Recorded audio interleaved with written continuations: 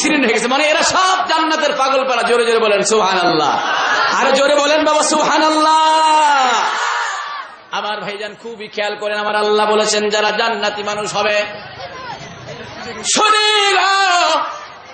আমার আল্লাহ তাআলা কোরআন কারীমের ভিতরে একখানা আয়াতে কারীমের ভিতরে আমার আল্লাহ বলছেন ইন্নামাল মুমিনুনাল্লাযীনা ইযা যুকিরাল্লাহ,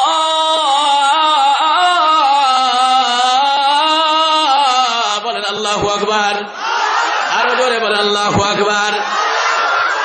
আমার ভাইজানেরা, এক নাম্বার যারা মুমিন হবে, যারা জান্নাতি মানুষ হবে, যারা কামেল মুসলমান হবে, আমার ভাইজান আমার আল্লাহ বলেছেন ওদের সামনে যখন আমি আমার আল্লাহর তাসবিহ তুলে ধরা হবে, আল্লাহর কোরআন তুলে ধরা হবে, শরীরা আমার আল্লাহ তাআলার ভয়ে কোরআন যখন তাদের সামনে তুলে ধরা হবে, আমার ভাইজান আমার আল্লাহর ভয়ে ওয়াজিলাত কুলুবুহুম, আমার আল্লাহর জাহান্নামের ভয়ে, আমার আল্লাহর নাফরমানির ভয়ে, আমার আল্লাহর গজবের ভয়ে শরীরা ওই মানুষের অন্তরের ভিতরে কম্পন শুরু হয়ে যাবে। ওই মানুষটা হলো মুমিন মানুষ, বলি সুবহানাল্লাহ।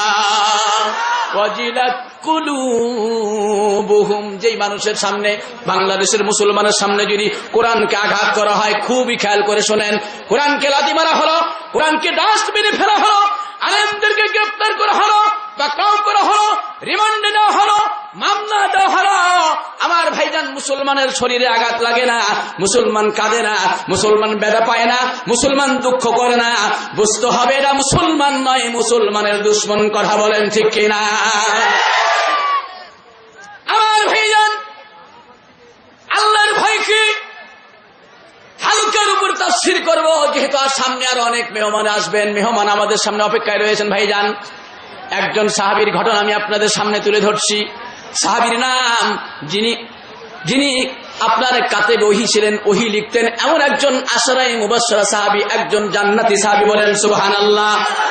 আমার মুসলিম ভাইরা, আমার আল্লাহ তাআলা জীবদ্দশায় যাকে জান্নাতের সার্টিফিকেট দিয়েছেন, চিৎকার দিয়ে বলেন আল্লাহু আকবার, আরো জোরে বলেন আল্লাহু আকবার।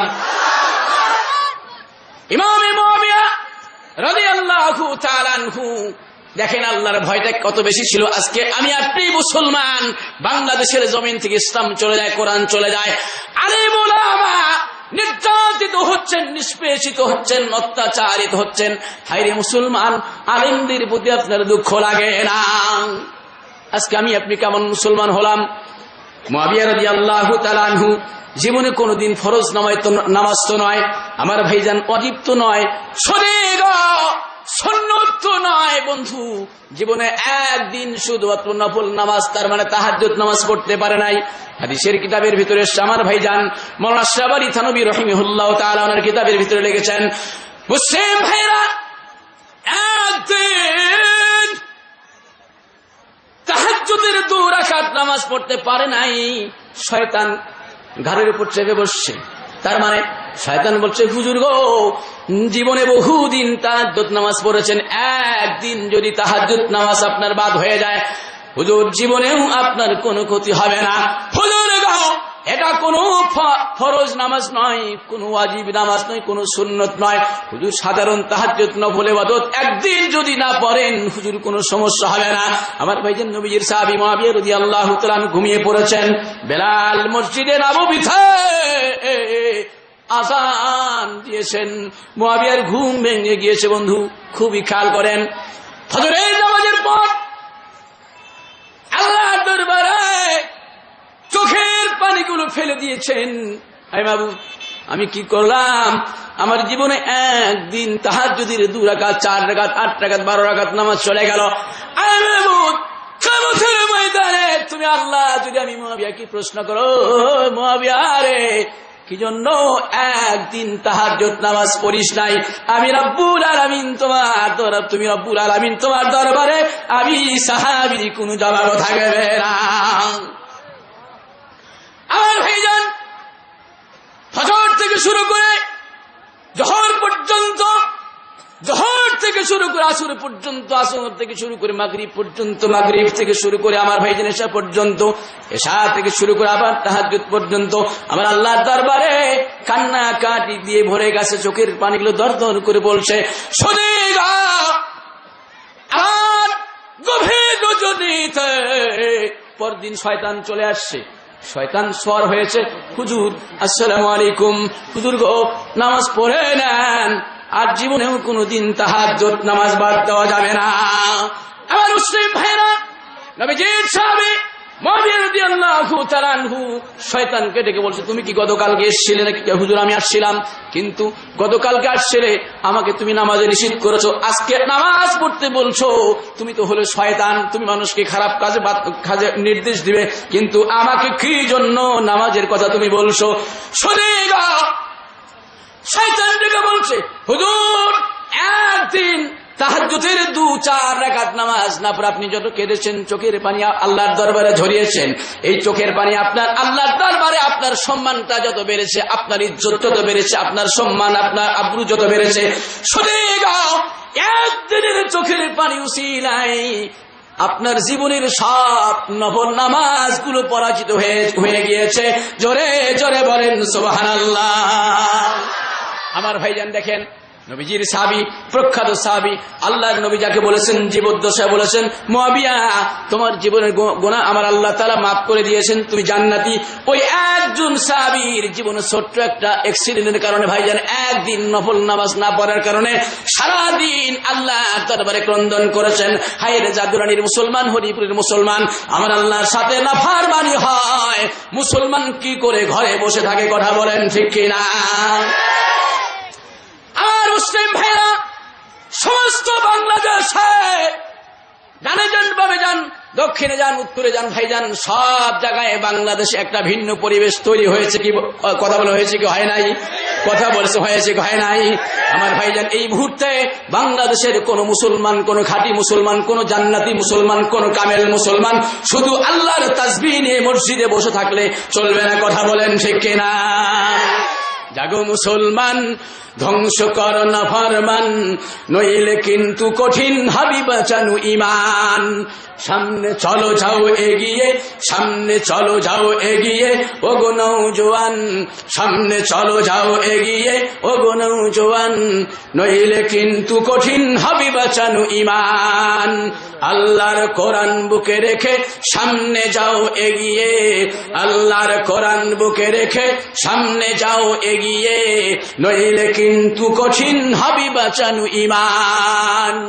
কোরআন হাদিস ছেড়ে দিয়ে লাঞ্ছিত আজি, কোরআন হাদিস ছেড়ে দিয়ে লাঞ্ছিত আজি, এই ফাঁকে জালিমের দল আজ হয়েছে রাজি। কথা বলেন ঠিক কিনা?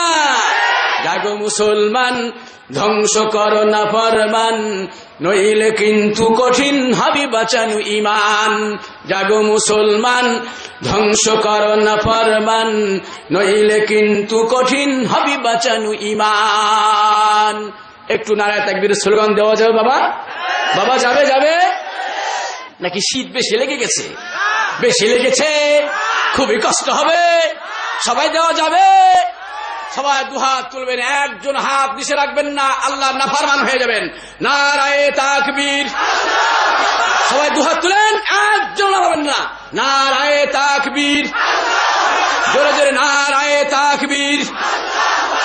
কোরআন হাদিস যেখানে, আলেম ওলামা যেখানে, নামাজিরা যেখানে, সুদ ঘোষেরা যেখানে, ওখানেও আছেন। নারায়ে তাকবীর, নারায়ে তাকবীর। অশ্লীলতা যেখানে, বেহায়াপনা যেখানে, জালিমেরা যেখানে, নারায়ে তাকবীর, নারায়ে তাকবীর। এভাবে হাত নাড়া দেন, সবাই হাত নাড়া দেন, এভাবে হাত নাড়া দেন, হাত নাড়া দেন। আল্লাহু আকবার। আল্লাহর ফেরেশতা ভিডিও করে আল্লাহু আকবার, আল্লাহু আকবার। হাত নামান, ভিডিও হয়ে গেল। এটা কিয়ামতের ময়দানে জান্নাতে নেবে। নেবে কি নেবে না? নেবে কি নেবে না? সন্দেহ আছে? আমার ভাইজান, আল্লাহর ভয় 1 নম্বর মুসলমান অন্তর রাখতে হবে। রাজি আছেন? রাজি আছেন? আমার ভাইজান, আমার আল্লাহ তাআলা কোরআনের ভিতরে একটা কথা বেশি বলেছেন। আমার মুসলিম ভাইরা, একটা কথা আমার আল্লাহ তাআলা কোরআনুল কারীমের ভিতরে একাধিক জায়গায় বলেছেন, ইয়া আইয়ুহান নাসুত্তাকু রাব্বাকুম। আমার আল্লাহ সব জায়গায় বহু জায়গায় বলেছেন একমাত্র তোমার আল্লাহকে ভয় করো। আল্লাহকে ভয় করার অর্থ কি? আমার আল্লাহর সাথে নাফরমানি করা যাবে না। কথা বলেন ঠিক কিনা?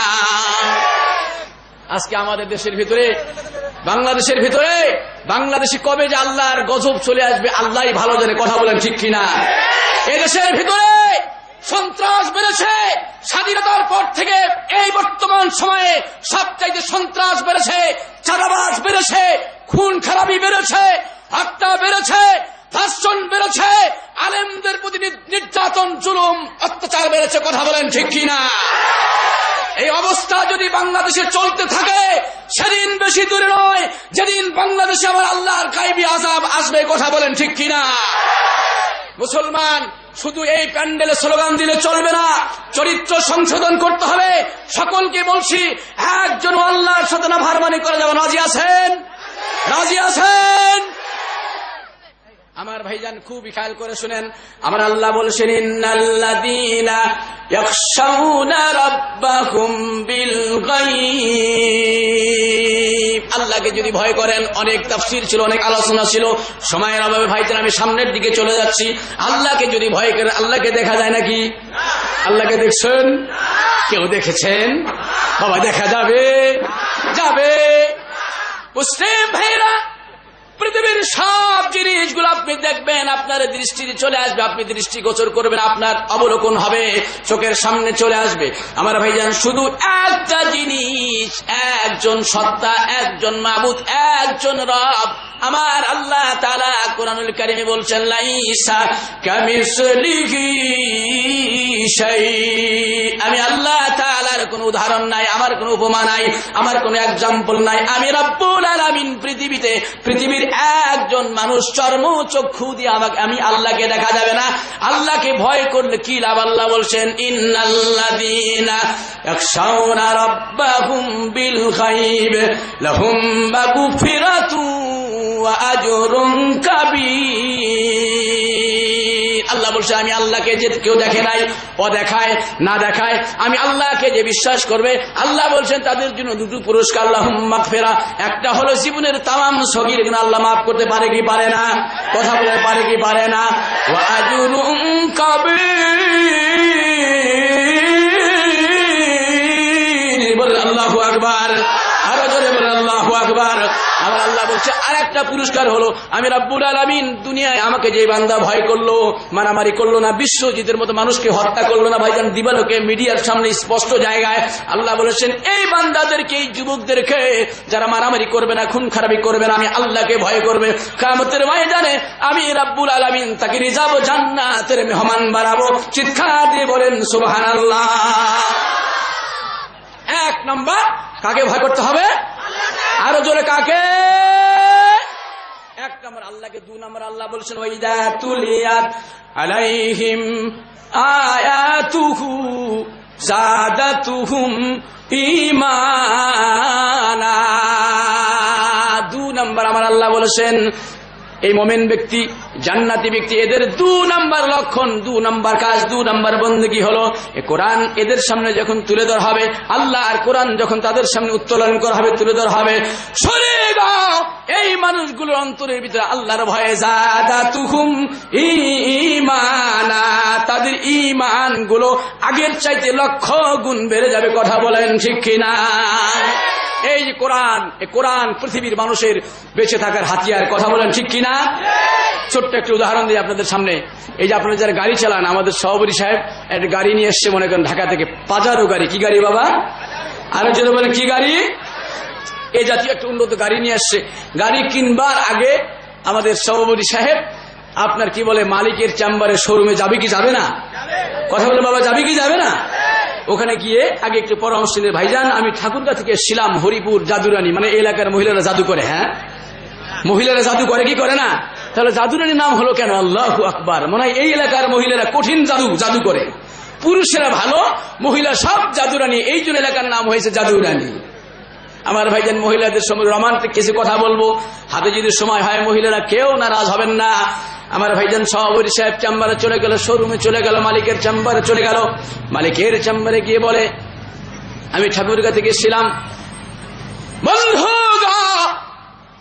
একটা গাড়ি নিব, একজন দক্ষ ড্রাইভার আমি নিয়ে আসছি। ড্রাইভার সাহেবকে বলো, ড্রাইভার সাহেব তুমি গাড়ি দেখো। মালিকের চেম্বারে সভাপতি সাহেব বসছেন, সভাপতি সাহেব বসে বসে বলছে, গাড়ি নিব তো গাড়ির একটু নিয়ম শৃঙ্খলা বলে দেন, জানতে চাবি কি চাবে না, কথা বলেন বাবা, চাবি কি চাবে না। আমার ভাইজান মালিক চলে আসলো, এই মহাজন সাহেব, সভাপতি সাহেব, মিনিস্টার সাহেব, এমপি সাহেব, ওসি সাহেব, ডিসি সাহেব, এই যে গাড়ি নেবেন, গাড়ির আগে গাড়ি আপনার কাছে ডেলিভারি দেওয়ার আগে একটা ম্যানুয়াল গাড়ির কাগজপত্র দিবে কি দিবে না, কথা বলেন বাবা, দিবে কি দিবে না। শোনে একখানা কাগজপত্র পেপার, একখানা ম্যানুয়াল দিবে, ড্রাইভারকে দিবে, মালিককে দিবে। এই ম্যানুয়াল সামনে রাখবেন আর গাড়ি চালাবেন। ম্যানুয়াল যতদিন পর্যন্ত ফলো করবেন, পেপার কাগজপত্র যতদিন পর্যন্ত ফলো করবেন, ততদিন পর্যন্ত গাড়ি কোনোদিন অ্যাক্সিডেন্ট হবে না, কথা বলেন ঠিক কিনা।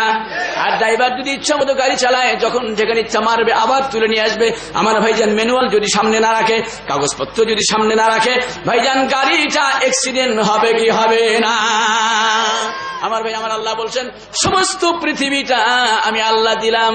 সমস্ত পৃথিবী, বাংলাদেশ বলেন, ইউরোপ বলেন, লন্ডন বলেন, জাপান বলেন, আমেরিকা বলেন, আরব বলেন, সৌদি বলেন, পাকিস্তান বলেন, ভারত বলেন, নেপাল বলেন, ভুটান বলেন, সরে গাও আমার আল্লাহ তাআলা এতগুলো দেশ বানিয়ে দিলেন।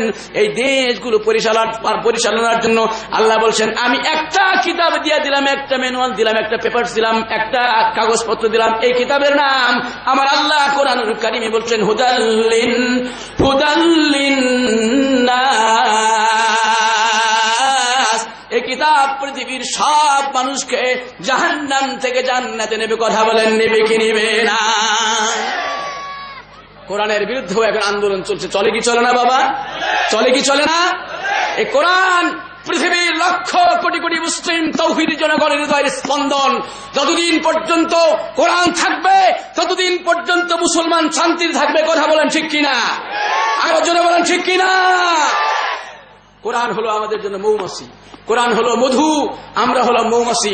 সাবধান, এই জাদুরানীর মুসলমানদেরকে লক্ষ্য করে বলছি, যতদিন পর্যন্ত রুহু থাকবে, যতদিন পর্যন্ত জীবিত থাকবেন, যতদিন পর্যন্ত হায়াতে থাকবেন, ততদিন পর্যন্ত এই চাকে কেউ আঘাত করতে পারবে না। রাজি আছেন না নাই? এই কোরআন থেকে বিচ্ছিন্ন করবার ষড়যন্ত্র চলছে। পৃথিবীর সব মুসলমান জনগোষ্ঠীকে একতাবদ্ধ হয়ে, ঐক্যবদ্ধ হয়ে এই ষড়যন্ত্র প্রতিহত করতে রাজি আছেন না নাই? হাত তুলেন, কে কে রাজি, হাত তুলেন। নারে তাকবীর, নারে তাকবীর। আপনার আমার আল্লাহ বলছেন, ওয়াতাসিমু বিহাবলিল্লাহি জামিআ ওয়ালা তাফাররাকু।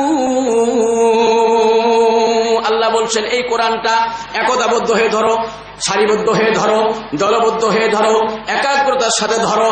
ওয়াতাসিমু বিহাবলিল্লাহি জামিআ ওয়ালা তাফাররাকু। কোরআন থেকে তোমরা বিচ্ছিন্ন হবে না। জোরে জোরে বলেন আমিন, আরো জোরে বলেন আমিন। ও যে পিছনের লোকগুলো এমনি এমনি বসে আছে, এদের কোনো কাজ না, খেলে বসে বসে মনে হয় বিড়ি খাচ্ছে। পিছনের লোকগুলো বলেন আমিন। ওই পিছনে, এই সামনে আপনারা বলবেন না, পিছনের গুলো, শুধু পিছনের গুলো, ওই যে ওই বেকার মাল, ওগুলা বলেন আমিন। এবার সামনে গুলা বলেন আলহামদুলিল্লাহ। দেখলেন কোরআনের মুজিজা?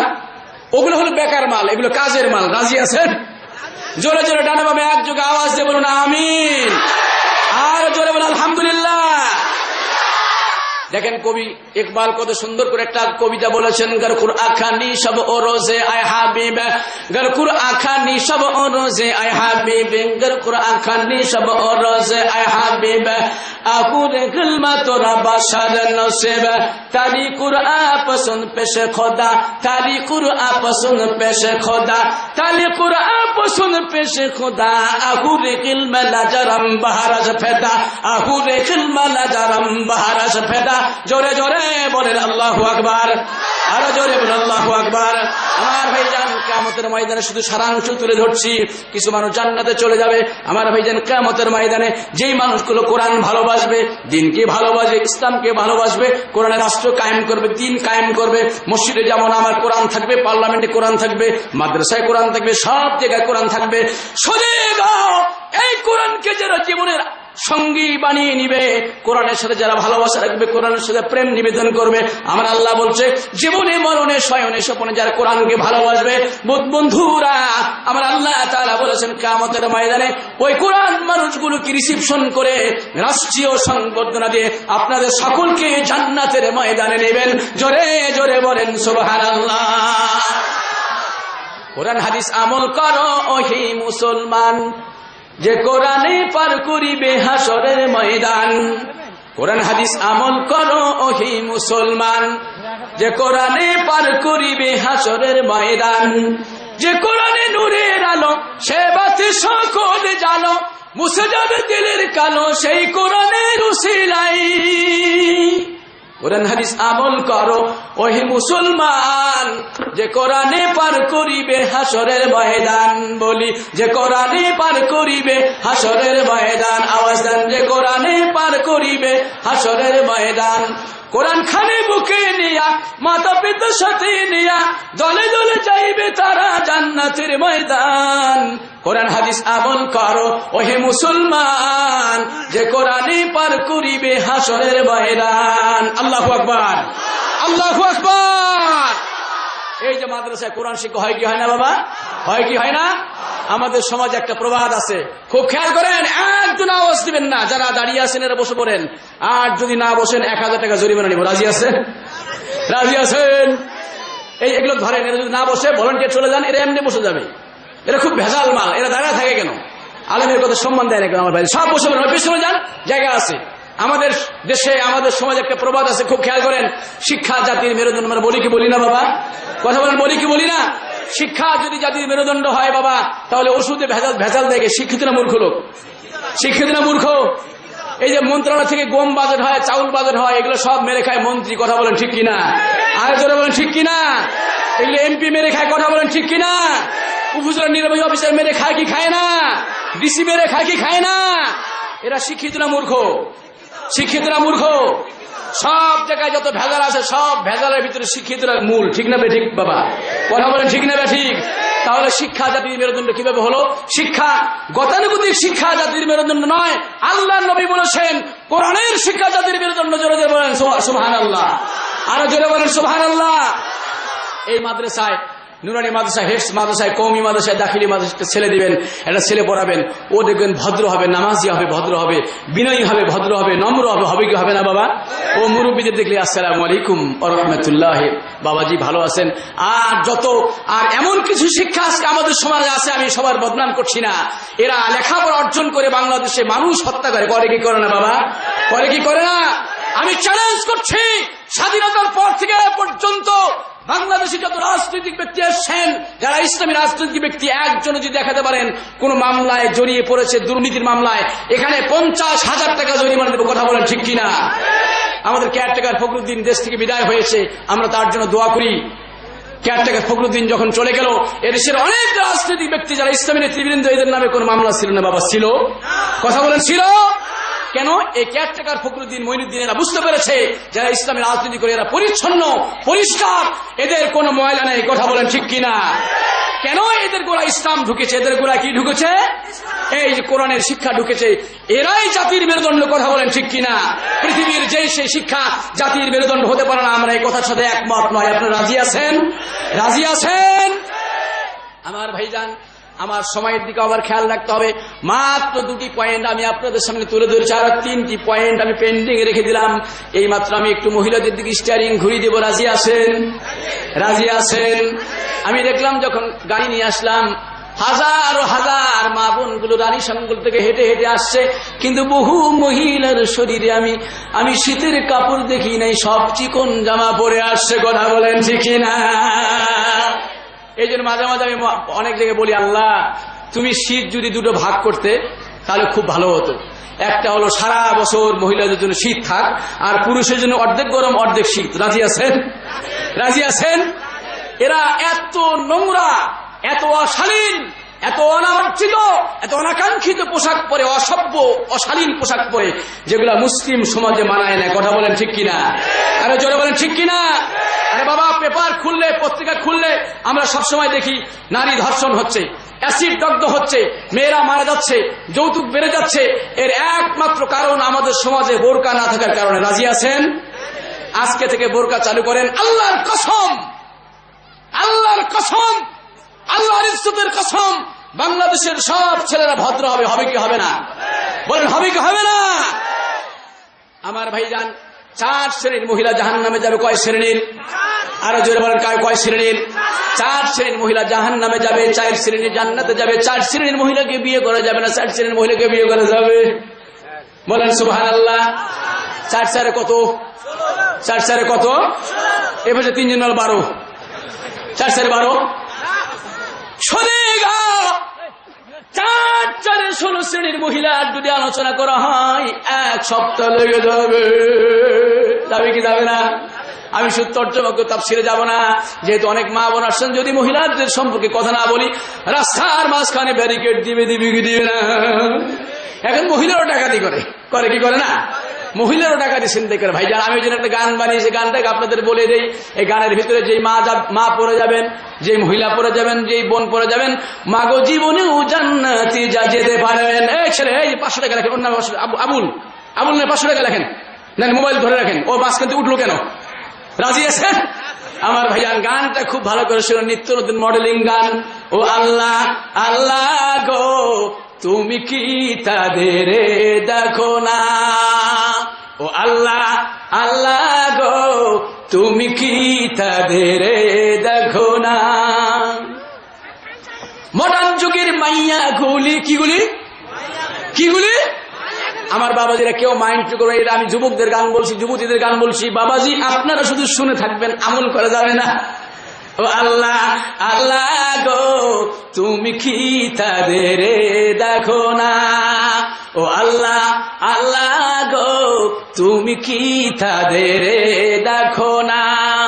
মডার্ন যুগের মাইয়া গুলি রাস্তা দিয়ে হাইটা যায়, হেলে দুলে বেড়ায়, তারা সবার সাথে ভাব দেখায়। দেখা কি দেখায় না? ও আল্লাহ, আল্লাহ গো, তুমি কি তাদের দেখো না? স্বামীর হুকুম মানে না। কি মানে না? কি মানে না? স্বামীর হুকুম মানে না, পর্দা মেনে চলে না, ইচ্ছে মতো ঘুরে তারা বেবিচার বাড়ায়। ও আল্লাহ, আল্লাহ গো, তুমি কি তাদের দেখো না? ও আল্লাহ, আল্লাহ গো, তুমি কি তাদের দেখো না? আমার ভাইজান, এই গানের ভিতরে যে মহিলা মা পড়ে যাবেন, ওই মহিলা মা জান্নাতের ঘ্রাণ পাবে না। কথা বলেন ঠিক না? আরো অনেক গান ছিল ভাইজান, সামনের দিকে একটু এগিয়ে যাই। আল্লাহর নবী, আমি বলছিলাম 4 শ্রেণীর মহিলা জান্নাতে যাবে, 4 শ্রেণীর মহিলা জাহান্নামে যাবে। আল্লাহ নবীর দরবারে একজন মহিলা চলে আসেন। নবীজি মসজিদে নববীর সামনে দাঁড়িয়ে আছে। একজন বৃদ্ধা মহিলা আমার নবীজির সামনে চলে আসছে। হুজুরকে সালাম দেয়। হুজুরকে বহুদিন হলো আমি আপনার সাথে দেখা করবো, একটা কথা বলবো। আল্লাহ নবী, দেখা করতে পারি না, আপনি বড় ব্যস্ত পয়গম্বর, আপনি বড় ব্যস্ত নবী। হুজুর, আজকে সময় হয়েছে, একটু যদি চান্স আমাকে দেন, একটু কথা বলে নেই। হুজুর, নবীজি মহিলাকে ডেকে বলে, মা গো, কি কথা বলবে? হুজুর, আমি বহুদূর থেকে, গ্রামের এলাকা থেকে এসেছিলাম। হুজুর, ওই যে দেখেন অমুক জায়গা, বহুদূর থেকে এসেছিলাম। আল্লাহ নবী, একটা কথা বলার জন্য উহুদের ময়দানে আমার স্বামী মারা গিয়েছে। হুজুর, আমার ছেলে মারা গিয়েছে। হুজুর গো, ছেলে নাই, স্বামী নাই, একমাত্র একজন মেয়ে আমার ছিল। হুজুর, গত 3 দিন আমি স্বপ্নে দেখলাম, হুজুর, আমার মেয়েকে আমি বিয়ে দিয়েছিলাম একজন কালো জামাইয়ের সাথে। দেখতে বড় ব্যতিক্রমী চেহারা, হুজুর, দেখতে ভালো লাগে না। একটু বেটে শ্রেণীর একজন ছেলের সাথে আমার মেয়েটাকে বিয়ে দিয়েছিলাম। আল্লাহ নবী গো, যে বিষয়টা আমি আপনাকে বলবো, বেশ কিছুদিন একবার আমার মেয়ে ইন্তেকাল করে দুনিয়া থেকে বিদায় হয়েছেন। হুজুর, আমি একদিন নয়, দুদিন নয়, 3 দিন নয়, 3 দিন পর্যন্ত আমি স্বপ্নে দেখলাম আল্লাহর নবী আমার মেয়ের কবরের ভেতরে আগুন জ্বালানো হয়েছে, মুখে আগুন দেওয়া হয়েছে, পায়ে আগুন দেওয়া হয়েছে। হুজুর, সমস্ত কবরটার ভিতরে সব পোকামাকড়, সাপ বিচ্ছু গুলো ভরে গেছে। আল্লাহ নবী আমার মেয়েকে দংশন শুরু করেছে। হুজুর, আমার মেয়ে মা মা বলে চিৎকার দিচ্ছে, মা মা বলে কান্নাকাটি শুরু করেছে, ডাক দিয়েছে। হুজুর, আমি কি করব? আল্লাহ নবী দেখেন কি বলেছেন, ও আমার যে মায়েরা বেপর্দায় চলেন, যারা পর্দাহীনতা চলেন, যারা অশ্লীলতা চলেন, বোরখা নাই, পর্দা নাই, নিজের চেহারাটা অন্য যুবকদের দেখান। আমার ভাইজান, আমার মায়েরা খুবই কান শো করে নেন, অন্তরটাকেও শো করে নেন। আল্লাহ নবী বলছেন, এই মহিলা গো, আমি কিন্তু তোমার মেয়ের বিচার করতে পারবো না, আমি এই কাজটা করতে পারবো। যাও যাও, তোমার জামাইটাকে আমি পয়গম্বরের সামনে নিয়ে আসো। আল্লাহ নবীর কথা মতো মহিলা, বৃদ্ধা মহিলা ওই যে চলে গেছে, গ্রামের এলাকায় চলে গেছে, এলাকায় গিয়ে ওই যুবককে ডেকে নিয়ে আসছে। যুবক, আমার জামাই গো, আসো না, পয়গম্বর তোমাকে ডেকেছে, আল্লাহর নবী তোমাকে ডেকে পাঠিয়েছেন। যুবক চলে আসছে, হুজুরকে এসে মসজিদে নববীর পাশে সালাম দিয়েছে। আল্লাহ নবী আমার সালাম কালানা, আসসালামু আলাইকুম আইয়ুহান নবী। নবীকে সালাম দিয়ে যুবক কান্নাকাটি শুরু করেছে। হুজুর, আপনি পয়গম্বর হয়ে, আপনি নবী হয়ে কি জন্য আমাকে ডেকে পাঠিয়েছেন? নবীজি যুবক ডেকে বলছে, যুবক, এই মহিলাকে তুমি চিনো নাকি? যুবকটিকে বলছে, আমি চিনি, আমার শাশুড়ি হবে, আমার শাশুড়ি আম্মা। আল্লাহ নবী বলেছে, যুবক, তোমার স্ত্রী তোমার সাথে কেমন আচরণ করেছিল? যুবক ডেকে বলছে, হুজুর, ওই স্ত্রীর কথাটা আপনি আমার সামনে বলবেন না। আল্লাহ নবী যতদিন বৈবাহিক জীবনে, সাংসারিক জীবনে যতদিন ছিলাম, নবী গো আমাকে অত্যাচার করেছে, আমার কথা মানে নাই। হুজুর একটা কাজ বেশি করেছে, সব সময় আমি যতক্ষণ বাড়ি থাকতাম পর্দার ভিতরে থাকতো। আল্লাহ নবী আমি যখন বাড়ি থেকে পেরিয়ে চলে যেতাম, বেরুতাম, তখন আমার স্ত্রী বাজে ছেলেদের সাথে জেনা ব্যভিচার করতো আমার ঘরের ভিতরে। আল্লাহ নবী ওই মহিলা আমার স্ত্রীর কথা আমি গুনাহগার, আমার সামনে আপনি তুলে ধরবেন না। আল্লাহ নবী বলছে, যুবক যাও, কবরস্থানে চলে যাও, কবরের সাথে একটু কান লাগিয়ে দেখো। যুবক চলে গেছে পয়গম্বরের কথা মতো। মুসলিম ভাইরা, যুবক যখন এই যে কানটাকে কবরের সাথে লাগিয়েছেন, ভেতর থেকে আওয়াজ আসছে, স্বামী গো, জীবনের সব অপরাধ মাফ করে দাও, সব গোষ্ঠীকে মাফ করে দাও, বেয়াদবিগুলোকে মাফ করে দাও। স্বামী গো, জীবদ্দশায় তোমার সাথে আমার আর মোলাকাত হবে না, দেখা হবে না। স্বামী, আমি বড় কষ্টে আছি, আমি আগুন আমাকে জ্বালাতন করছে, আগুন আমাকে পুরাচ্ছে, সাপ বিচ্ছু আমাকে দংশন করছে। স্বামী গো, তুমি যদি আমাকে মাফ না করো, পৃথিবীর কোন মানুষের দোয়া আমার আল্লাহর দরবারে মঞ্জুর হবে না। আমার ভাইজান, এবার আল্লাহ নবীর সামনে যুবক চলে আসছে। হুজুর, আমি কানে শুনলাম, নিজের কানে শুনলাম, আল্লাহ নবী বলেছে, এই যুবক, আর একটা কথা তুমি বলবে না, এই মুহূর্তে তোমার স্ত্রীকে তুমি মাফ করে দাও। আমার ভাইজান, যুবক 2 রাকাত নামাজ পড়ে আল্লাহর দরবারে মুনাজাত করছে, আল্লাহ গো, আমার স্ত্রীর জীবনের সব অপরাধগুলো আমি মাফ করে দিলাম। আমার ভাইজান, আমার আল্লাহ তাআলা কুদরতি কারিশমাতে ওই মহিলার জীবনের সব গুনাহ খাতা মাফ করে দিয়ে কবরটাকে জান্নাতে বানিয়ে দিয়েছেন। জোরে জোরে বলেন সুবহানাল্লাহ। একমাত্র স্বামীর খেদমত করা লাগবে, পর্দায় থাকতে হবে বাবা। পর্দায় যদি না থাকেন জাহান্নামে যাওয়া লাগবে। স্বামীর খেদমত করতে হবে, কিন্তু স্বামীগুলোকে স্বামীর মতো হওয়া লাগবে। কথা বলেন ঠিক কিনা? স্বামীদের কিছু দোষ আছে বাবা, বলবো বাবা, বলবো, রাগ হবেন না তো? রাগ হবেন না তো? স্বামীদের কিছু দোষ আছে। সেই দোষ হলো, নিজের গোডাউনের সম্পদ যতই ভালো থাকুক, অন্য গোডাউনের দিকে তাকায় বাবা। তাকায় কি তাকায় না? আপনাদের এলাকার, জাদুরান এলাকার স্বামীরা খুবই ভালো, আমি জানি, আমি শহরের কথা বলছিলাম। আমার ভাইজান, এটা একটা স্বামীদের দোষ। আর একটা স্বামীদের দোষ, অনেকগুলো দোষ, আর একটা বলছি। আর একটা হলো, বাজার থেকে বহু জিনিস কিনে নিয়ে আসবে, গরুর গোশত, মুরগি, আপনার হাঁস, খাসি সব কিছু কিনে এনে অল্পের ভিতরে সব মহিলা সব সুন্দর করে পাকাবে, আর স্বামী রাক্ষসের মতো এসে সব খেয়ে শেষ করে দিবে, কিন্তু মহিলার খবর রাখে না। কথা বলেন ঠিক কিনা বাবা, ঠিক কিনা? আবার মহিলাদের কিছু দোষ আছে, কিন্তু জাদুরানির মহিলারা শুধু জাদু মারে আর অন্য কিছু করে না। সেটা হলো কি, নিজে সেজে সুজে অন্য জায়গায় চলে যাবে, কিন্তু স্বামীর সামনে সাজে না। কথা বলেন ঠিক কিনা? একটা গান আমি আপনাদের বলে দিই, পুরাতন গান, কিন্তু এর ভিতরে অনেক শিক্ষা আছে। জবান খুলে একটু আমার সাথে বলেন, এই মায়েরা বোনেরা, গানটা একটু ভালো করে শুনের। গানের ভিতরে আপনাদের জন্য অনেক শিক্ষা আছে। সাবধানে থাকিও নারী পর্দার আড়ালে। বাবা জবান খুলে বলেন, যদিও পুরাতন গান, অনেক শিক্ষা আছে। আমার নবীর হাদিস খানাকে এখানে তর্জমা করা হয়েছে। সাবধানে থাকিও নারী পর্দার আড়ালে। জবান খুলে বলেন, সবাই মহব্বতে বলেন, সাবধানে থাকিও নারী পর্দার আড়ালে। শোনো নারী হাদিসের বাণী, যায় না আর পর্দা সারি। সুপারিশ করিবেন না নবী দায়ুস হইলে। সাবধানে থাকিও নারী পর্দার আড়ালে। বলেন বাবা, বলেন বলেন, সাবধানে থাকিও পর্দার আড়ালে। আজকালকার নারী গণে স্বামীদেরকে ঘরে রেখে, ভালো লাগে না তাদের পার্কে না গেলে। বলেন, ভালো লাগে না তাদের পার্কে না গেলে। সাবধানে থাকিও নারী পর্দার আড়ালে। বলি, সাবধানে থাক। আর একবার বলেন, সাবধানে থাকিও নারী। আমার ভাইজান, আজকে পর্দার যে অবস্থা, আল্লাহু আকবার। এই যে দেখেন, পর্দা করবে মহিলারা, পর্দা করবে। এই যে দেখেন পর্দা, এটা হলো মহিলাদের ওড়না। কি নাম বাবা, কি নাম? বলতে লজ্জা লাগে, জোরে বলেন কি নাম?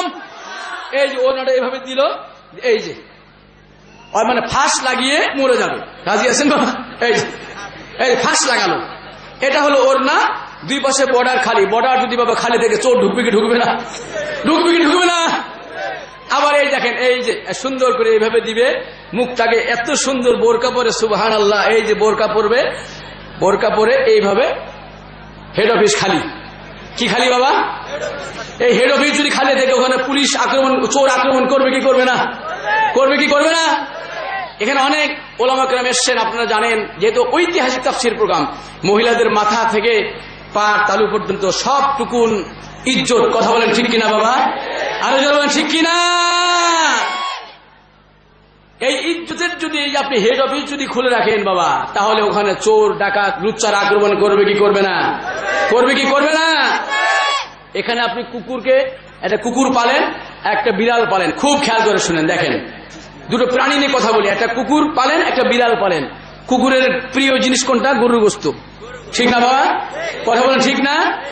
আর বিড়াল যতই ভদ্র হোক, ওর বাপ যতই নামাজ পড়ুক, যতই রোজা রাখুক, যতই হজ করুক, পৃথিবীর সব শিক্ষা প্রতিষ্ঠান থেকে লেখাপড়া করে আসুক, ও যদি দুধ ভাত পায় বাবা, কোন তসবিহ তাহলিল মানবে বাবা? মানবে? আমাদের এই যে সম্মানিত ঘোষক সাহেব, ওই বিড়াল আর কুকুরকে বলে কুকুর বিড়াল, এখানে কুকুরকে বলে এখানে গরুর গোশত পাকানো আছে, বিড়ালকে বলেন দুধ ভাত আছে, আমি একটু 2 নাম্বার করে আসি, মানে কাদিয়ানি অফিসে যাই, পেশাব পায়খানা করে আসি। কথা বুঝতে পারছেন বাবা? তুমি গরুর গোশত খাবে না, তুমি দুধও খাবে না। এবার খেয়াল করেন, ওই বিড়াল এবং কুকুর বাবা যখন মালিক চলে যাবে, ও সুযোগ নিবে কি নিবে না? কথা বলেন, নিবে কি নিবে না? কেন সুযোগ নিল? যেহেতু গোশতেও ঢাকনা নেই, দুধেও ঢাকনা নেই। কথা বলেন ঠিক কিনা বাবা? আজকে আমাদের সমাজের অবস্থা তাই। এই মহিলারা, আমার মায়েরা, আমার বোনেরা, আপনাদের হরিপুর থেকে পীরগঞ্জ হয়ে ঠাকুরগাঁ পর্যন্ত আমার ভাইজান, সব মেয়েরা, সব মহিলারা এধার রাস্তার এধার ওধার যদি ভাইজান বোরকা পরে যাইতো, একজন মহিলাকে কেউ ডিস্টার্ব করতো না। কথা বলেন ঠিক কিনা? ওই মহিলার দাম বেড়ে যেত। আমার ভাইজান, সমাজে যৌতুক থাকতো না, মারামারি হতো না, ধর্ষণ হতো না। কিন্তু কোরআন খায় যারা অপমান করেছেন, এই জন্য আমার আল্লাহ তাআলা আজকে মহিলা জাতি অপমানের শিকার হচ্ছে। কথা বলেন ঠিক কিনা? আমার ভাইজান, অনেকগুলো কথা বললাম মাঝখানে, আমার মাত্র 2টা পয়েন্ট নিয়ে আমি আলোচনা করেছি। আমার সময় আরো 8 ঘন্টা বেড়ে গিয়েছে। মালাকুল মউতের জন্য আমি দোয়া করি, আল্লাহ হায়াত বাড়িয়ে দিই, বলেন আমিন। 1 মিনিট একটু জিকির করেন, লা ইলাহা। বাবা সবাই জবান খুলে বলেন, লা ইলাহা। আওয়াজ বাড়ান, আওয়াজ বাড়ান। লা ইলাহা, লা ইলাহা, জোরে জোরে লা ইলাহা, লা ইলাহা, লা ইলাহা। ডানে আল্লাহ, বামে আল্লাহ, সামনে আল্লাহ, পেছনে আল্লাহ, লা ইলাহা, জোরে জোরে লা ইলাহা, লা ইলাহা, লা ইলাহা ইল্লাল্লাহু মুহাম্মাদুর রাসূলুল্লাহ। মুহাম্মদে বলি সাল্লাল্লাহু। 3 নম্বর পয়েন্ট আমার আল্লাহ বলেছেন, ওয়াইদা তুলিয়াত আলাইহিম আয়াতুহু যাদাতুহুম ঈমানা ওয়া আলা রাব্বিহিম ইয়াতাওয়াক্কালুন। এর উপর আলোচনা করলে অনেক সময় চলে যাবে আমার ভাইজান। যারা জান্নাতি মানুষ হবে, যারা কামিল মানুষ হবে, যারা সত্যিকারের মুসলমান মানুষ হবে, এদের ভরসা থাকবে কার প্রতি? আর জোরে বলেন কার প্রতি?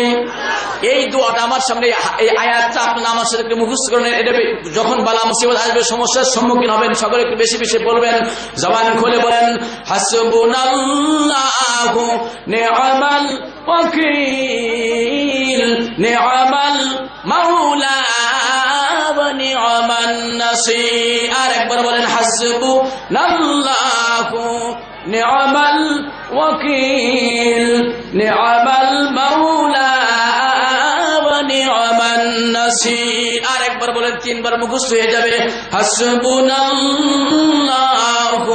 নি'মাল ওয়াকিল, নি'মাল মাওলা ওয়া নি'মান নাসির। আমার ভাইজান, 3 নাম্বার যারা মুসলমান হবে, যারা জান্নাতি মানুষ হবে, আমার আল্লাহর প্রতি ভরসা রাখবে। এখন অনেকে মনে করবেন, আল্লাহু আকবার, এখন বাংলাদেশে যে অবস্থা চলছে, যে নির্যাতন, যে জুলুম, শোষণ, নিপীড়ন চলছে, মনে হয় আমরা আর বাঁচব না। কথা বলেন ঠিক কিনা? বাবা, এর চাইতেও অতীত ঘেটে দেখেন, অতীত থেকে শিক্ষা নেন। সকলকে বলছি, অতীত থেকে শিক্ষা নেন। এর চাইতেও লক্ষ কোটি গুণ নির্যাতন মুসলমানের উপর আসছে না নাই? আসছে না নাই? কিন্তু সমস্ত পয়গম্বর, আম্বিয়া আলাইহিমুস সালাতু তাসলিম, সমস্ত সাহাবা ইকরাম রিদওয়ানুল্লাহি আলাইহিম আজমাইন, বড় বড় ওলিয়া উলিয়া গাউস কুতুব যারা এসেছিলেন, এর চাইতে বেশি জুলুম এসেছিল, কিন্তু কোনোদিন পিছু হটে নাই। কথা বলেন ঠিক কিনা? আরে জোরে বলেন ঠিক কিনা? বীর মুজাহিদের মতো সামনে এগিয়ে যেতে হবে। মুজাহিদ ওই ব্যক্তিকে বলা হয় যে অন্যায় অসত্যের বিরুদ্ধে ময়দানে জিহাদ করে টিকে থাকে। কথা বলেন ঠিক কিনা? মুজাহিদের মতো টিকে থাকতে আল্লাহ বলছেন, ওয়া আলা রাব্বিহিম ইয়াতাওয়াক্কালুন। আমার আল্লাহ তাআলা বলছেন, ওয়া মান ইয়াত্তাকিল্লাহা ইয়াজআল লাহু মাখরাজা। যে ব্যক্তি আল্লাহকে ভয় করবে, আল্লাহর প্রতি ভরসা করবে, আমার আল্লাহ তাআলা সব রাস্তাগুলো খুলে দেবে। বলি সুবহানাল্লাহ। আমার মুসলিম ভাইরা, তাফসীর ইবনে কাসির, তাফসীর রুহুল মানি, তাফসীরে কাশফ, বড় বড় বিশ্ববিখ্যাত তাফসীরে কিতাবে একটা ঘটনা এসেছে। আল্লাহর নবী মুসা কালিমুল্লাহর নাম শুনছেন না নাই? আবার বলেন, শুনছেন না নাই? আমার ভাইজান, মুসা কালিমুল্লাহ আমার আল্লাহর দরবারে তাশরীফ এনেছেন। আমার আল্লাহর সাথে মুসা পয়গম্বরের কথা হচ্ছে। মুসা গো, এত তুমি নড়াচড়া করছো কেন? আল্লাহর সামনে গিয়ে একটু হেলে দুলে কথাবার্তা বলছে, একটু কি ভিতরে কি যেন টেনশন, ভিতরে কি যেন চিন্তা করছে।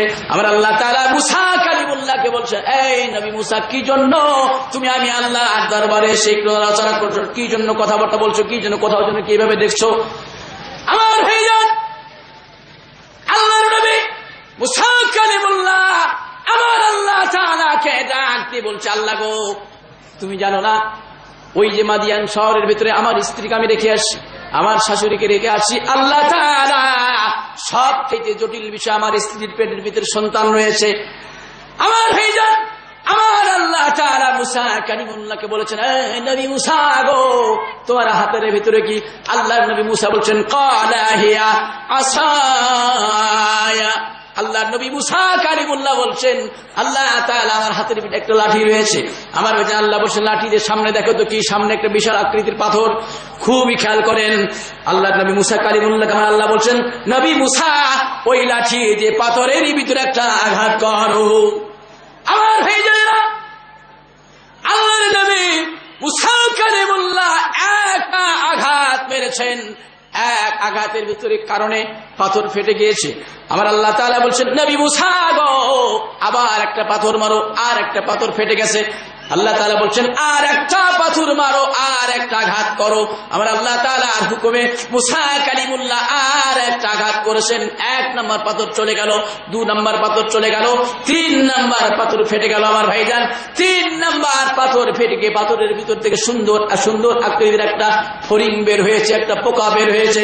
আমার ভাইজান দেখেন, আমার আল্লাহ তাআলা মুসা কালিমুল্লাহকে ডেকে বলেন, এই নবী মুসা, ওই যে 3টা পাথরের ভিতরে ছোট্ট একটা পোকা দেখলাম, ফড়িং দেখলাম, ওই ফড়িং এবং পোকাকে কে নিজেকে পাঠিয়ে দেয়? মুসা কালিমুল্লাহ বলছে, আল্লাহ গো আমার বেয়াদবি হয়েছে, আমার ইয়াকিন, আমার তাওয়াক্কুল, আমার ভরসা নড়বড় ছিল আল্লাহ, আজকে থেকে আমার ঈমানটা পরিপূর্ণ হলো। জোরে জোরে বলি সুবহানাল্লাহ। আমার ভাইজান, আমার আল্লাহ তাআলা মুসা কালিমুল্লাহকে ডাক দিয়ে বলে, নবী মুসা তোমার স্ত্রীর দায়িত্ব আমি নিলাম, তোমার পরিবারের দায়িত্ব আমি নিলাম, তোমার শাশুড়ির দায়িত্ব আমি নিলাম, সাবধান হয়ে যাও, আল্লাহর সামনে কোনো টেনশন করবে না, সব জিনিসের মালিক আমি আল্লাহ, আল্লাহর প্রতি যে তাওয়াক্কুল করবে আমার আল্লাহ তার জন্য সব রাস্তা খুলে দেবে। কথা বলেন ঠিক কিনা? আমার মুসলিম ভাইরা 4 নম্বর শুনেন, وعلى ربهم يتوكلون الذين يقيمون الصلاة। 4 নম্বর যারা জান্নাতি হবে, যারা কামিল মুসলমান হবে, আমার ভাইজান যারা মুমিন হবে, 4 নম্বর কাজ হলো আল্লাহর জন্য মসজিদের ভিতরে নামাজ পড়তে হবে। বাবা নামাজ পড়ার দরকার আছে না নাই? আরো জোরে বলে আছে না নাই? হাত তুলে দেখান কে কে নামাজ পড়বেন না। আল্লাহ অনেক বেনামাজি পাওয়া, হাজার হাজার বেনামাজি। আল্লাহ এদের সবকে তুমি নামাজি বানিয়ে দাও, বলেন আমিন। আজকে বেনামাজির সংখ্যা পাওয়া গেল। হ্যাঁ আমার ভাইজান, একটা ঘটনা বলছি, অনেক বড় ঘটনা, আমি অল্পের উপর শেষ করে দেবো ভাইজান, সময়ের দিকে আবার খেয়াল রাখবো। মুসা কালিমুল্লাহর দরবারে একজন মহিলা চলে আসছে, খুবই খেয়াল করে শুনেন। মুসা কালিমুল্লাহ ফজরের নামাজের পরে আল্লাহ জিকির আজগারের পরে আপনার কি বলে নিজের চেম্বারে বসে পড়ছে, নিজের দপ্তরে বসে পড়ছে। আমার ভাইজানেরা, একজন মহিলা মুসা কালিমুল্লাহর দরবারে চলে আসছে, হুজুর আমি বহুদূর থেকে এসেছিলাম, হুজুর আমার বাবা নাই, আমার মা নাই, আমার আম্মা নাই, আমার বাবা নাই, ছেলে নাই, মেয়ে নাই, হুজুর স্বামী নাই, একজন নিকট আত্মীয় নাই, সবাই দুনিয়া থেকে বিদায় হয়েছে। শুনে গাও মুসা কালিমুল্লাহ মহিলাকে ডাক দিয়ে বলে, মহিলা মূল বিষয় তুলে ধরো, কত বক্তৃতা আমি শুনতে চাই না, আসল বিষয় তুলে ধরো। মুসা কালিমুল্লাহকে মহিলা বলছে, হুজুর আমি একটা বিষয় আপনার সামনে একটু তুলে ধরতে চাই, হুজুর বেয়াদবি নেবেন নাকি? আল্লাহর নবী মুসা কালিমুল্লাহ মহিলাকে ডাক দিয়ে বলে, মহিলা কি বিষয় হুজুর? বলতে বড় লজ্জা হয়। হুজুর আমি বড় খারাপ মহিলা, হুজুর আমি বড় খারাপ মহিলা, হুজুর আমি বড় খারাপ মহিলা। নবী গো আমি জেনা করেছি, জেনা করার কারণে আমার পেটের ভিতরে একটা অবৈধ সন্তান চলে আসে। নবী মুসা বহুদিন আপনার চেম্বার আসতে চেয়েছি, হুজুর গো বহু আসছিলাম, আবার ঘুরে গেছি, আবার চলে আসছি, আবার ঘুরে গেছি, হুজুর বলতে বড় লজ্জা বোধ হয়। হুজুর আজকে বলে দিলাম আমি জেনাকারিনী মহিলা, আমার পেটের ভিতরে অবৈধ সন্তান চলে আসছে, হুজুর বাড়ির কেউ নাই, আত্মীয় স্বজন কেউ নাই, আমি জেনা করে আমার জীবিকা নির্বাহ করি।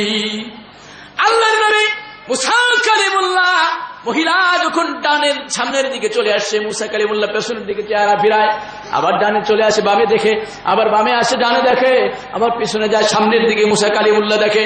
আবার ভাইজান মহিলা চোখের পানিগুলো দর দর করে ফেলে সামনের দিকে রওনা হয়েছে, আর মাবুদকে ডেকে বলে, মাবুদ এই চেহারাটা পৃথিবীতে অন্য কোন মানুষকে আমি আর দেখাতে চাই না, এই চেহারা নিয়ে আমি নবী মুসার দপ্তর থেকে আমি মাহরুম হয়ে চলে আসলাম।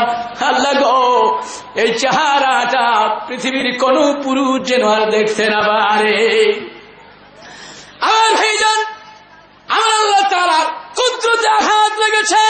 আমার আল্লাহ তাআলা জিবরিলকে ডেকে বলে, বন্ধু জিবরিল যা যা আর বিলম্ব করবি না, দেরি করবি না, যা মুসা কালিমুল্লাহকে আমার সালাম খানা বলে দে, আর বলে দে ওই মহিলাকে কি জন্য দপ্তর থেকে দাঁড়িয়ে দিল। আর মুসলিম ভাইরা, ও চাতুরানির ভাইরা, পায়ে ধরে বলি, মিনতি করে বলছি, আকুতি করে বলছি, আপন হয়ে বলছি, আমি আপনাদের এলাকায় বহু প্রোগ্রাম করেছি, আমার ভাইজান একজনও মাইন্ড নেবেন না, পায়ে ধরে বলি, যদি মুসলমান হতে চান, জান্নাতে যদি যেতে চান, ভাইজান পায়ে ধরি, খুব করে বলছি, পায়ে ধরি, আবার বলছি পায়ে ধরি ভাইজান। সারা জীবন আলোচনা শুনলেন, আমল করলেন, কোনো লাভ নাই। বন্ধুরা, মুসা কালিমুল্লাহ দরবারে জিবরিল চলে আসছে, আসসালামু আলাইকুম হুজুর, আমি জিবরিল চলে আসছি। মুসা কালিমুল্লাহ ডেকে বলছে, বন্ধু জিবরিল, ফজরের পর তো তুমি কোনোদিন আসো না, আজকে হঠাৎ করে আমি মুসা পারমিশন ছাড়া গো, কি জন্য তুমি আমার দপ্তরে আসছো? আমার ভাইজানা, আশেপাশে অনেক আওয়াজ আসতেছে, পায়ে ধরি একজন আওয়াজ দিয়েন না, যাদের জায়গা নেই দাঁড়িয়ে থাকেন, কিন্তু কথা বলবেন না, সব নিশ্চুপ থাকেন, খামোশ থাকেন, চুপচাপ বসে থাকেন। আমার ভাইজান মুসা কালিমুল্লাহকে জিবরিল ডেকে বলছে, হুজুর একজন মহিলাকে আপনার দপ্তরে আসছিল নাকি? আল্লাহর নবী মুসা কালিমুল্লাহ চোখের পানি ফেলে দাও, বন্ধু জিবরাইল, ওই মহিলা সম্পর্কে তুমি কিছু জানো নাকি? মুসা কালিমুল্লাহ বলছে, জিবরিল ডেকে বলছে, হুজুর আমি জানি না, কিন্তু জানতে চাই কি জন্য আপনি মহিলাকে আপনার দপ্তর থেকে তাড়িয়ে দিলেন? হুজুর, হুজুর গো, আপনাকে জানেন না কি গো, ওই মহিলা কি অপরাধ করেছে? আল্লাহ নবী মুসা বলেছে, জিবরাইল ও একটা জেনাকারিনী মহিলা, জেনা করেছে, অন্যায় করেছে, আল্লাহর সাথে নাফরমানি করেছে, যার কারণে পেটের ভিতরে অবৈধ সন্তান চলে আসছে। বন্ধু জিবরাইল, মাপ চাই, আমি মহিলাকে আমার দপ্তর থেকে আমি বিচার করি নাই, তাড়িয়ে দিয়েছি। শরীগা জিবরাইল ডেকে বলছে, মুসা কালিমুল্লাহকে জিবরাইল ডেকে বলছে, হুজুর আপনি কি জানেন নাকি ওই মহিলার চাইতে খারাপ মানুষ আপনার সমাজের ভিতরে আছে, আপনার দেশের ভিতরে আছে, আপনার এলাকার ভিতরে আছে? মুসা কালিমুল্লাহ বলছে, বন্ধু জিবরাইল, বন্ধু জিবরাইল, ওই মহিলা জেনাকারিনী মহিলার চাইতে কে খারাপ? হুজুর, যেই মানুষগুলো মসজিদের ভিতরে আজান হয়, আজান শুনে আমার ভাইজান কিন্তু মসজিদে যায় না, নামাজের কাতারে দাঁড়িয়ে যায় না, জিবরিল ডেকে বলছে, হুজুর ওই জেনাকারিনী মহিলা, জেনাকারিনী মহিলা, জেনাকারিনী মহিলার চাইতেও ওই মানুষগুলো খারাপ, যেই মানুষগুলো আজান শুনে মসজিদের বারান্দায় যায় না। আমার ভাইজান খুব খেয়াল করে শুনেন, কাদের বাইনের আমার আল্লাহ তাআলা নামাজ কি হুকুম দিবেন?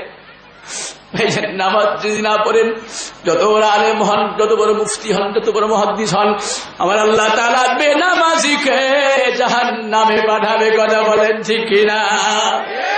বাবা গো, আমার যুবক ভাইরা, নিজের যৌবনের শক্তিকে নষ্ট করো না।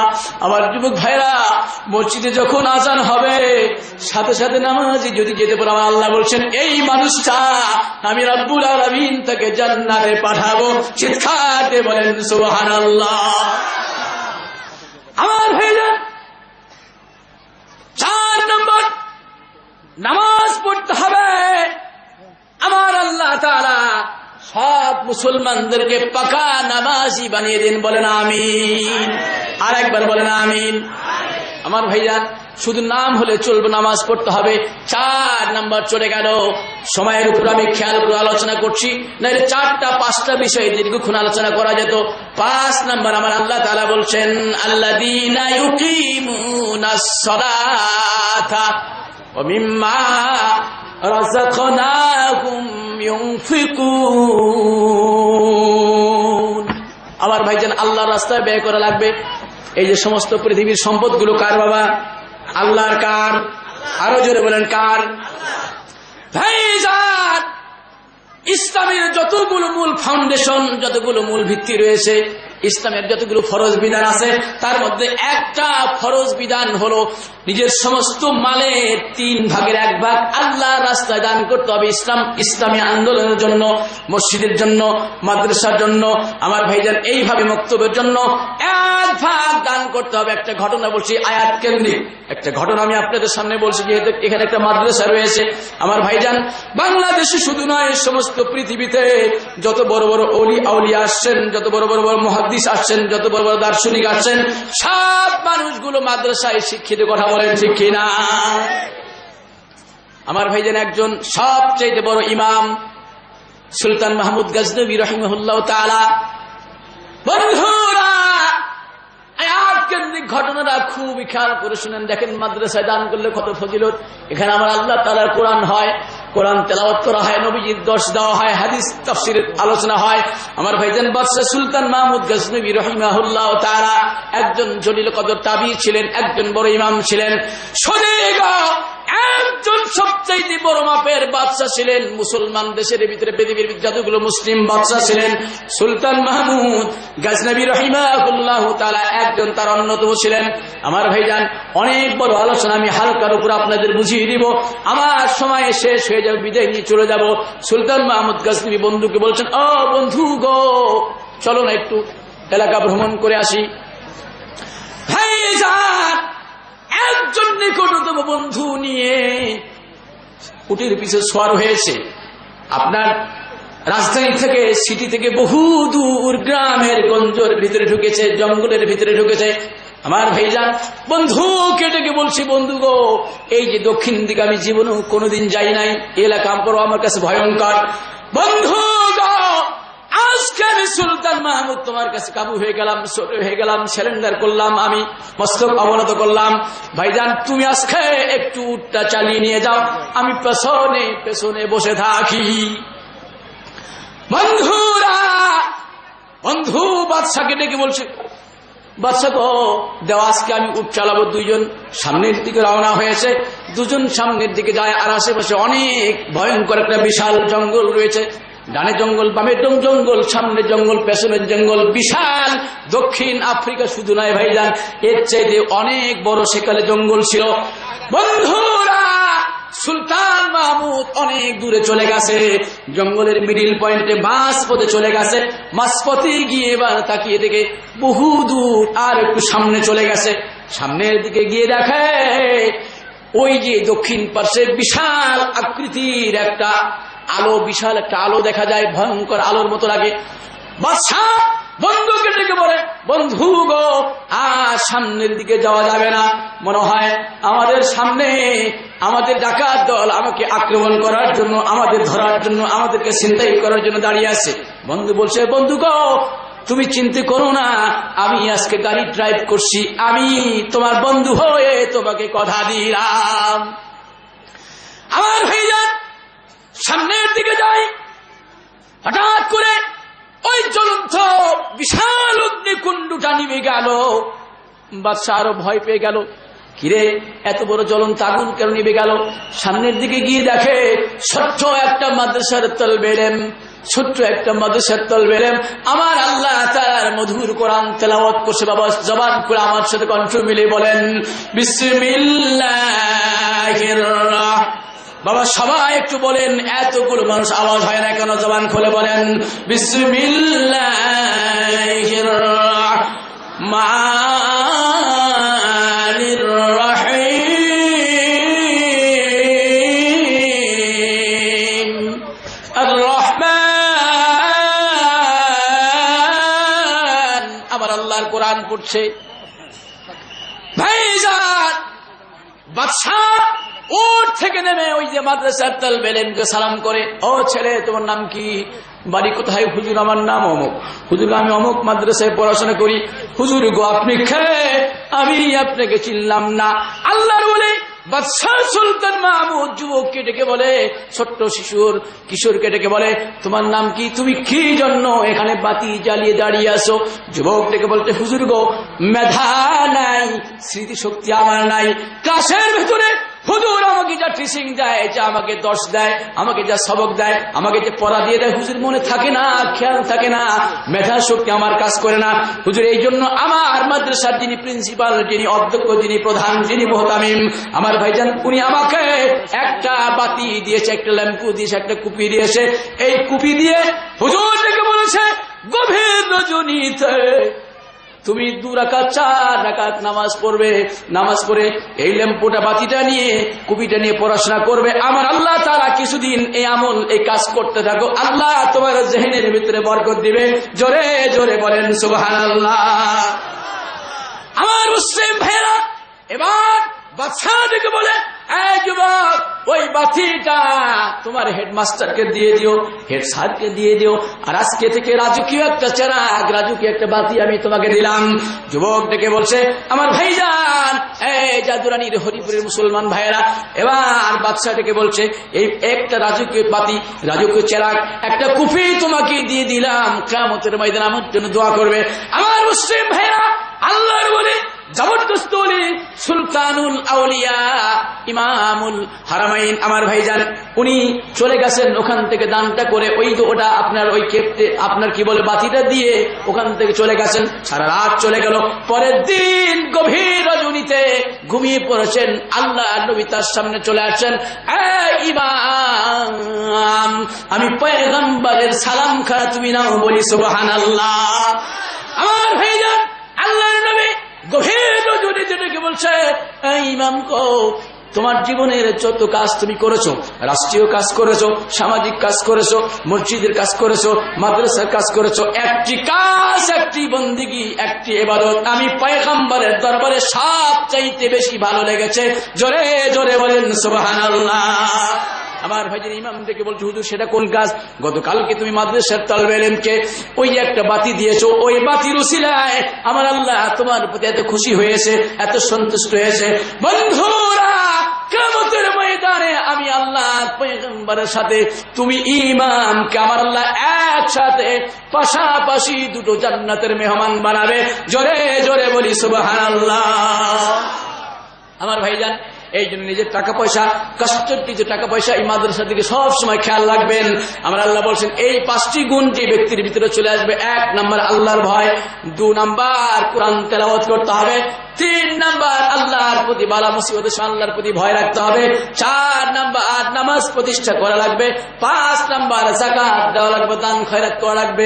আমার আল্লাহ বলছেন, উলাইকা হুমুল মুমিনুনা হাক্কা। এই 5টি গুণ যদি পৃথিবীর কোন মুসলমান, যদি কোন নারী, যদি কোন নর যদি আদায় করতে পারে, আমল করতে পারে, নিজের আমলের জিন্দেগি আনতে পারে, সদিকা ওই ব্যক্তিকে আমার আল্লাহ তাআলা বলেছেন, এই ব্যক্তি 1 নম্বরে মুসলমান। জোরে জোরে বলি সুবহানাল্লাহ। লাহুম দারাজাতুন ইনদা রাব্বিহিম ওয়া মাগফিরাতুন ওয়া রিজকুন কারীম। তাদের সম্মান, তাদের পজিশন, তাদের ইজ্জত আমার ভাইজান আমার আল্লাহ বলেছেন, লাহুম দারাজাতুন ইনদা রাব্বিহিম, তাদের সম্মান তার আল্লাহর দরবারে। লাহুম দারাজাতুন ইনদা রাব্বিহিম ওয়া মাগফিরা। আমার ভাইজান, কিয়ামতের ময়দানে এই 5টি গুণ, 5টি বৈশিষ্ট্য, 5টি বিষয় যারা অর্জন করবে, যারা অন্বেষণ করবে, আমার আল্লাহ বলছেন, ওয়ারিজুকুম লাহুম মাগফিরা, তাদের জীবনের সব গুনাহ আল্লাহ মাফ করে দিবেন। শেষ আল্লাহ তাআলা যে সংবাদ আপনাকে দিয়েছেন, ওয়ারিজুকুম কারীম। বলেন আল্লাহু আকবার। আরো জোরে বলেন আল্লাহু আকবার। আমার আল্লাহ বলছেন, দুনিয়ায় আমি তাদেরকে রিজকে কারীম, সম্মানী রিজিক দিব, বাদাল মউত আমি রব্বুল আলামিন তাদের জান্নাতের ব্যবস্থা করে দেব। বলি সুবহানাল্লাহ। আমার ভাইজান, আমার আলোচনা শেষের দিকে একখানা হাদিস আমি আপনাদের শুরুতে পড়েছিলাম। ওয়ান আনাস রাদিয়াল্লাহু তাআলা আনহু قال, মুহাব্বতে বলেন, قال النبي صلى الله عليه وسلم لا يؤمن أحدكم حتى أكون أحب إليه من والده وولده والناس أجمعين। আল্লাহ নবী বলেছেন, লা ইউমিনু আহাদুকুম, কোন ব্যক্তি পরিষ্কার পরিচ্ছন্ন মুমিন হবে না, কামিল মুমিন হবে না, পরিষ্কার পরিচ্ছন্ন ইমানদার হবে না। লা ইউমিনু আহাদুকুম হাত্তা কুনা আহাব্বা ইলাইহি মিন ওয়ালিদিহি ওয়া ওয়ালাদিহি ওয়ান নাসি আজমাইন, তার পিতামাতা, তার আত্মীয়স্বজন, সমস্ত পৃথিবীর সব জিনিসের চাইতে, সব জিনিস থেকে আল্লাহর পয়গম্বরকে যদি বেশি ভালোবাসা না হয়, আল্লাহর নবী বলেছেন, ওই ব্যক্তি কোনদিন কামিল মুসলমান হতে পারবে না। আমার আল্লাহ তাআলা আমাদের সকলকে কামিল মুসলমান বানিয়ে দুনিয়ায় শান্তি দিয়ে আল্লাহ কবরে জান্নাতের ব্যবস্থা যেন করে দেন। জোরে জোরে বলেন আমিন। আমার ভাইজান, বিদায় কালে আর একবার স্লোগান দেওয়া আপনাদের সকলকে, বলিষ্ঠ আওয়াজে, জোরে জোরে আওয়াজ দিয়ে বলিষ্ঠ আওয়াজে আর একবার স্লোগান দেওয়া। রাজি আছে না নাই বাবা? কথা বলে আছে না নাই? নারায়ে তাকবীর। সবাই দুহাত তুলেন, সবাই দুহাত তুলে। বিশাল আয়োজন, বিশাল তাফসীর। নারায়ে তাকবীর। নারায়ে তাকবীর, নারায়ে তাকবীর, নারায়ে তাকবীর। দিন ইসলাম, দিন ইসলাম, জোরে জোরে দিন ইসলাম, দিন ইসলাম। আল কোরআনের আলো, আল কোরআনের আলো, আল হাদিসের আলো। নারায়ে তাকবীর, জোরে জোরে নারায়ে তাকবীর, নারায়ে তাকবীর। দুহাত এভাবে নাড়া দেন, দুহাত নাড়া দেন একবার। আল্লাহু আকবার, আল্লাহু আকবার, আল্লাহু আকবার। হাত নামান। আল্লাহ আপনাদের সকলকে হায়াত বাড়িয়ে দিন, বলেন আমিন। এলাকা থেকে যত মানুষ ইন্তেকাল করেছেন সকলকে জান্নাত নসিব করুন, বলেন আমিন। আমার সময়ও শেষ, যথা সময় বিদায় নিচ্ছি ইনশাআল্লাহ তাআলা। যদি আমার নাম্বার কেউ নিতে চান, নাম্বার মোবাইল রেডি রাখেন 01718879759। আরেকবার বলা হচ্ছে 01718879759। অল্পক্ষণ আলোচনার ভিতরে ভুল ত্রুটির জন্য ক্ষমা চাচ্ছি, দোয়া চাচ্ছি। আসসালামু আলাইকুম ওয়া রাহমাতুল্লাহি ওয়া বারাকাতুহু।